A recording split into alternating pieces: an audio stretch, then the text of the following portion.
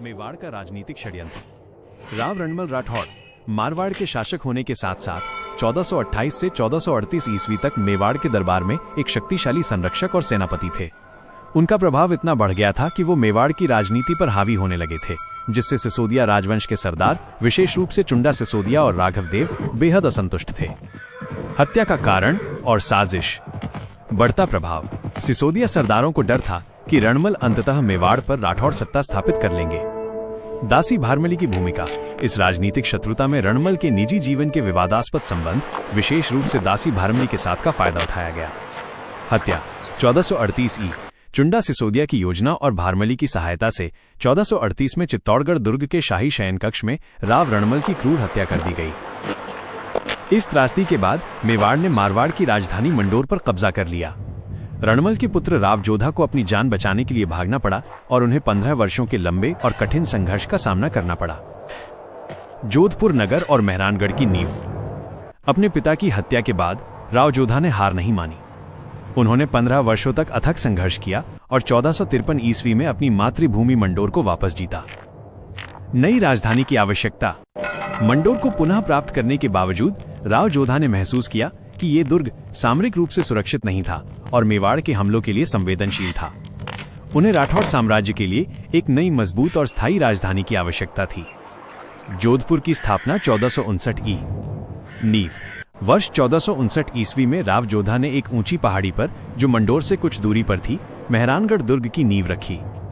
नगर का विकास। इस दुर्ग के चारों ओर ही नए नगर जोधपुर की स्थापना की गई। ये नगर केवल एक भौतिक संरचना नहीं था, बल्कि ये राव जोधा के दुख, संघर्ष, त्याग और अटूट संकल्प का प्रतीक था। विरासत। जोधपुर, जिसे बाद में सूर्य नगरी और नीला शहर के रूप में जाना गया, राव जोधा के साहस और दूरदर्शिता की अमर निशानी बन गया।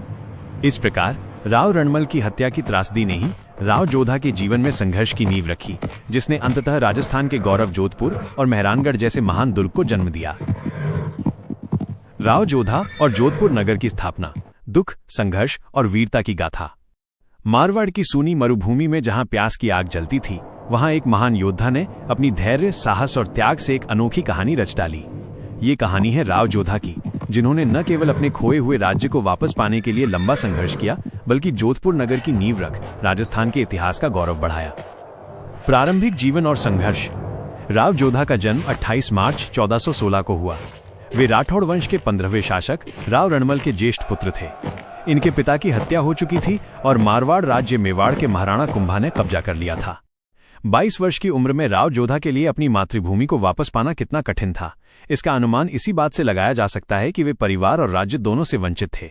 एक पितृविहीन और राज्यविहीन राजकुमार के लिए अपने अधिकार पाने का संघर्ष कठिन था। उनके जीवन में अपार चुनौतियां थीं।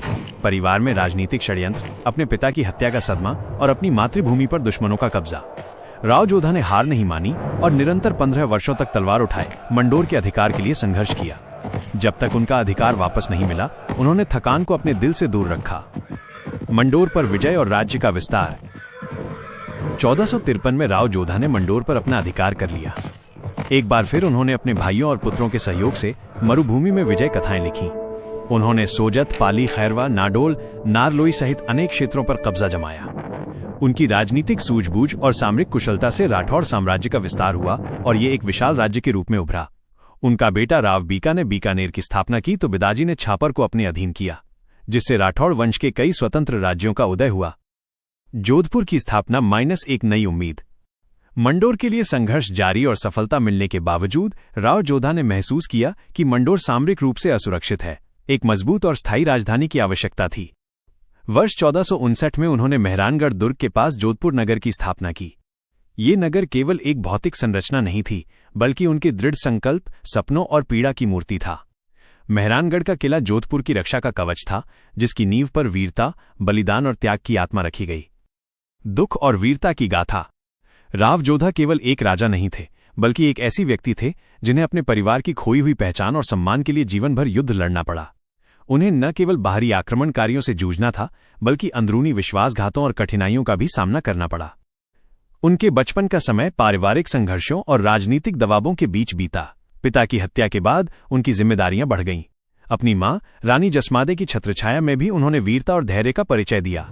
उनकी रानी ने जोधपुर में रानीसर झील का निर्माण करवाया, जो आज भी उस तीव्र प्रेम और संवेदनशीलता का प्रतीक है। संघर्ष के बावजूद शासन और विकास। राव जोधा ने न केवल युद्ध किए, बल्कि अपने राज्य के सुचारू संचालन के लिए अपने भाइयों और पुत्रों को राज्य के विभिन्न हिस्सों में सौंपा। उन्होंने प्रशासनिक, सैनिक और आर्थिक दृष्टिकोण से मरुभूमि में संगठन की नई परिभाषा दी। जोधपुर में बसने के बाद वे राज्य की समृद्धि और सुरक्षा के लिए कड़े निर्णय लेते रहे। मुगल आक्रमणकारियों से रक्षा के लिए औरंगजेब के समय भी जोधपुर ने अपनी आजादी और संस्कृति की रक्षा की। राव जोधा की वीरता और कूटनीति की छाया में जोधपुर मंदिर, किले और सांस्कृतिक स्थलों का विकास हुआ। जीवन का अंत और विरासत। 6 अप्रैल 1489 को राव जोधा का निधन हुआ, लेकिन उनका जीवन और उनके सपने जीवित रहे।